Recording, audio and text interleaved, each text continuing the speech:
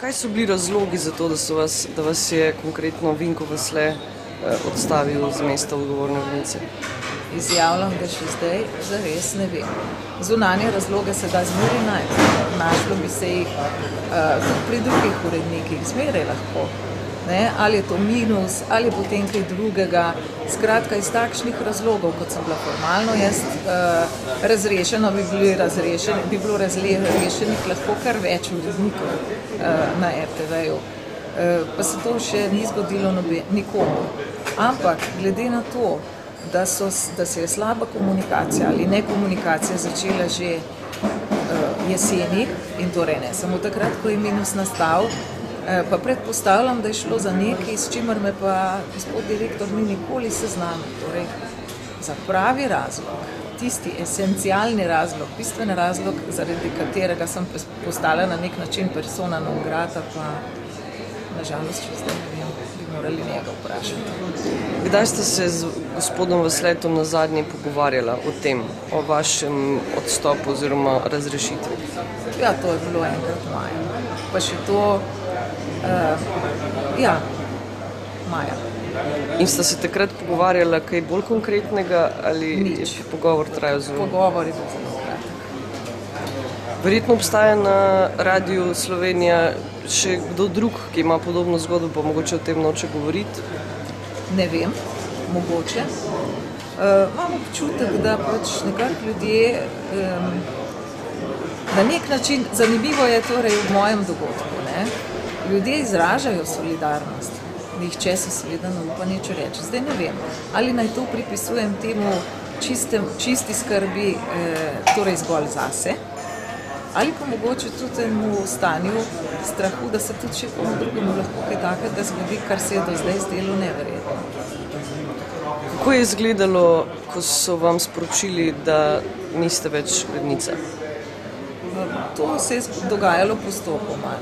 Najprej seveda sem zvedela, da me bo razrešil gospod Vasle kar na enem sestanku razširjenem kolegiju gospoda generalnega direktorja. Mislila sem, da se samo še rohousti. Potem pa seveda postopoma sem zvedela, da ta sklep je že tudi nastal, oziroma da je poslal predlog direktorju. Direktor je to potrdil, se je strinjal s tem in tako pač dosti na hitro. Jaz nisem imela niti možnosti, da bi sanacijski program predstavila, kar bi na nek način rešilo tako finančno situacijo.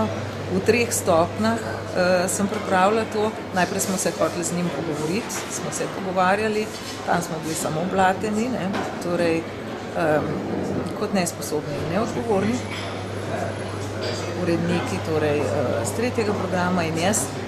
Potem je bil naslednji seveda dokument, ki sem ga poslala, je bila sanacija na določenem področju, tudi ni bilo nobenega odziva. In tretje je bilo zelo rigorozno ukrepanje, kar se tiče financ, torej da bi dejansko preostanek leta lahko vrteli samo še ponovitve, da ne bi bilo novih produkcij in samo še najnujnejši stroški. Ampak to je bilo že vse prepozno, ker dejansko nisem imela več odziva.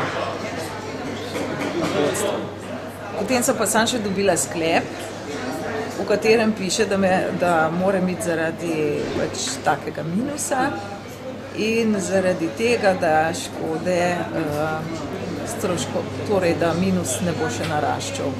No, bilanca je pač zanimiva, zdaj po dobrih 3 mesecih, ko nisem več urednica, stroški še zmeraj naraščajo. Kaj so glavni očitki, ki jih morda lahko očitate vodstvu Radia Slovenija? Ja, predvsem se mi zdi nekakšno elementarno nerazumevanje poslanstva javnega radia in televizije. Potem pristajanje na dosti nizke standarde, na katere jaz nisem nikoli pristajala. Tudi seveda za program Ars. Pa potem tudi to nekakšna nezmožnost dialoga in interesa seveda za takšne vrste program. Vsem se zdi zastarel, konzervativen in tudi nezanimiv in premalo poslušan. To seveda so razlogi, ki bi morali debato šele vzpodbuditi, ne pa da se tam neha. Kakšni so vaši načrti zdaj za prihodnost, tudi kar se tiče te odstavitve? Ja, moja tožba glede po mojem in odvetnikovem mnenju neutemeljene in nezakonite razrešitve zdaj čaka na pravdo na Delovnem in socialnem sodišču v Ljubljani.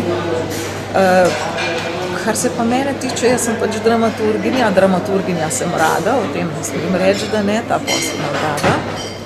In tako da pač zdaj pripravljam dramaturginja radijske igre.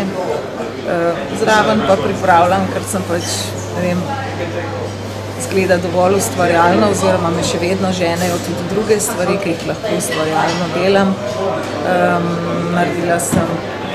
Sodelovala sem pri dokumentarno igranem filmu Ivana Kobilca, zdaj pripravljamo Almo Karlin, pripravljam še tudi nek drug scenarij za televizijski film. Tako da delam zraven in sem pač bolj ustvarjalna, z manj pritiski na takem mestu.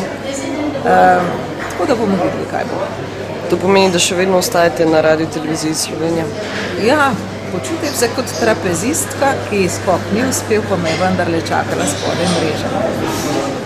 Hvala. Prosim.